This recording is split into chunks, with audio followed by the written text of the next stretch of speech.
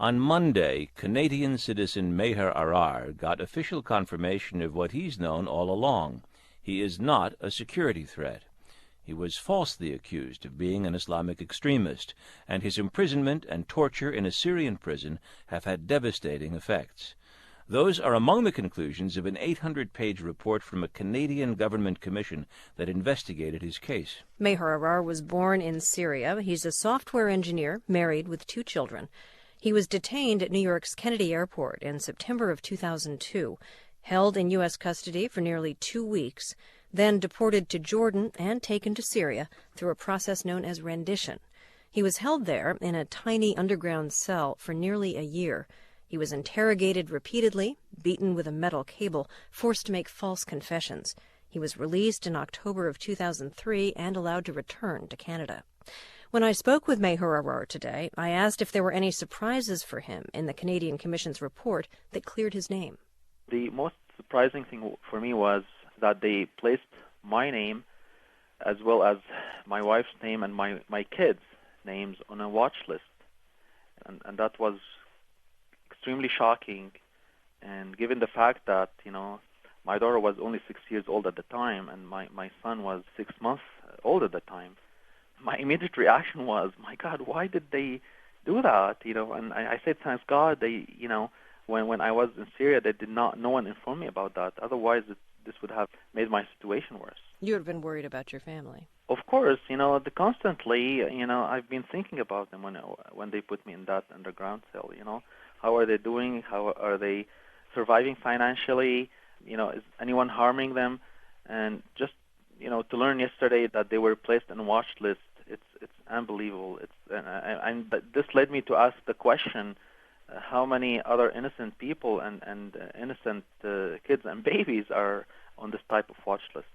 Now, you and your family were put on that watch list by the Royal Canadian Mounted Police, and as I understand it, that information describing you and your family as Islamic extremists suspected of being linked to the al-Qaeda movement, that information was passed on to U.S. authorities, and that's what led to your detention. Is that what the commission found? That is correct. And in fact, the commissioner expanded on that, and he basically said that to describe people like that without any evidence, in post 9/11 environment is very dangerous. And he said it is likely that this information led the Americans to take the action they took. But I would like to emphasize that the people who are responsible for sending me to Syria are American officials. American officials. They are the ones who took the decision to send me to Syria against my will. So even though this false information came from Canada. I'd like to ask you more about that. Yesterday, the U.S. Attorney General, Alberto Gonzales, was asked about your case and about the Commission's report. Let me play you a little bit of what he had to say. We were not responsible for his removal to Syria. I'm not aware that he was tortured, and I haven't read the Commission report. Mr. Arar was deported under our immigration laws. He was initially detained because his name appeared on a terrorist list, and he was deported according to our laws. What do you say to that? Well, the facts speak for themselves. I was not afforded due process in the States while I was there. I've asked for a lawyer. I didn't have full access to my lawyer. I requested to make a phone call to my family, and only 7 days after my arrest, I was allowed to make a brief phone call. I complained to them about the fact that if they send me to Syria, I'll be tortured. And finally, they bundled me on a private jet to send me to Syria, where I was tortured. I mean, the report clearly concluded that I was tortured. And for him to say that he does not know about the case or does not know that I was tortured, it's really outrageous because, as you know, I filed a lawsuit, and in this lawsuit I clearly say that the American government sent me to Syria for the purpose of extracting information using methods that would be illegal to use in the United States. So my case has been, in the public domain for about 3 years, and my lawsuit was dismissed last year based on state secret. So it's really quite shocking to hear him saying that now.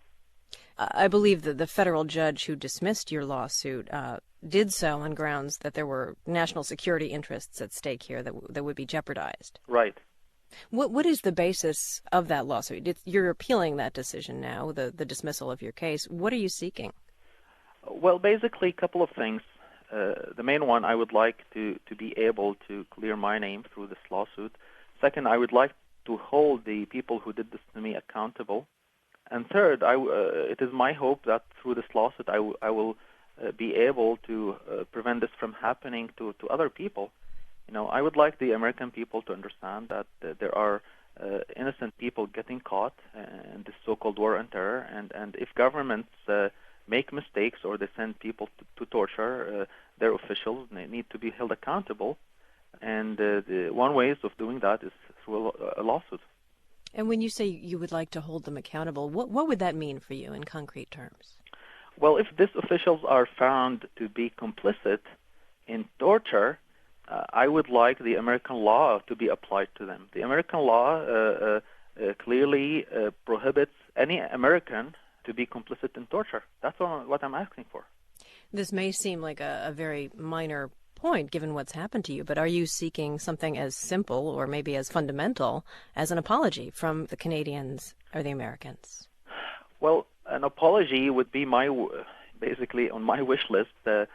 Given the history of the U.S. government, it is unlikely this will happen.